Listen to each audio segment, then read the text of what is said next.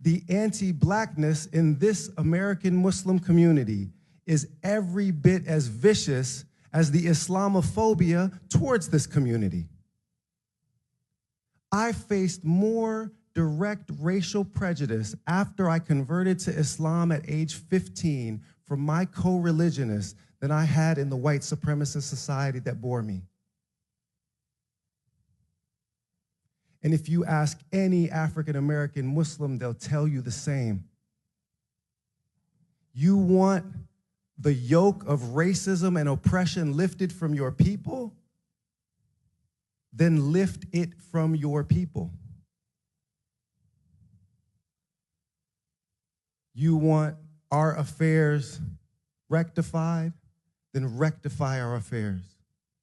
I said in 2020, after George Floyd was murdered, and many people in big, beautiful, air-conditioned suburban mosques said, don't go protest. I said, a day is coming where you will want my people standing next to you, but don't expect them to be there if you're not there for them in this moment. Well, where are we now, y'all?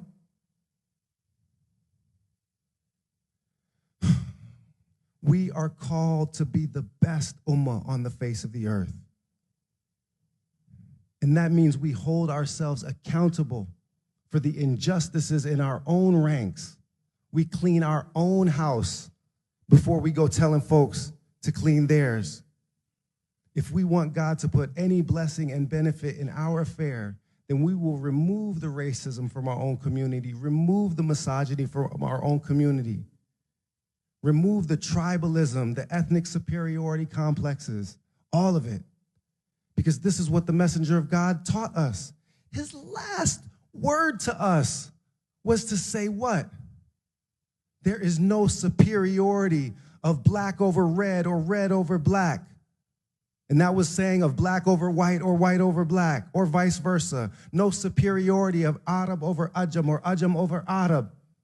And what else did he say? Sallallahu alayhi wasallam.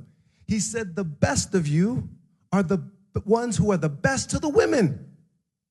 It's almost as though he knew we'd be out here wilding out in 2024, oppressing each other on ethnic, racial, and gender lines, and then being mad when people oppressed us.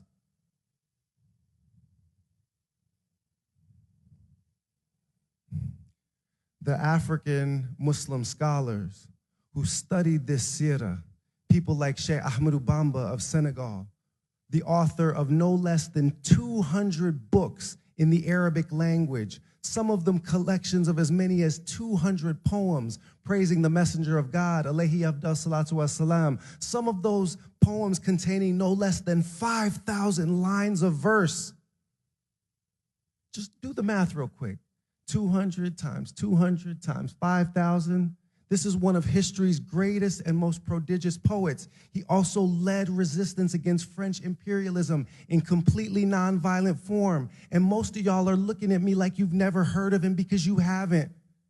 Because one of history's greatest Islamic scholars, renowned throughout Africa, is a name completely unknown in our community because our community does not pay attention to Africa. Our community does not pay attention to black people, despite the fact that here in the United States of America, every single immigrant Muslim is farming in a field that black Muslims cleared.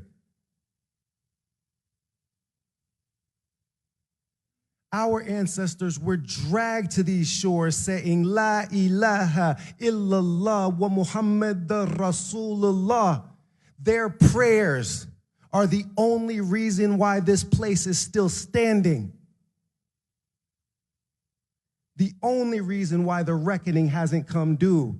But you, muhajirin, who have migrated here, have you honored the Ansar of this place?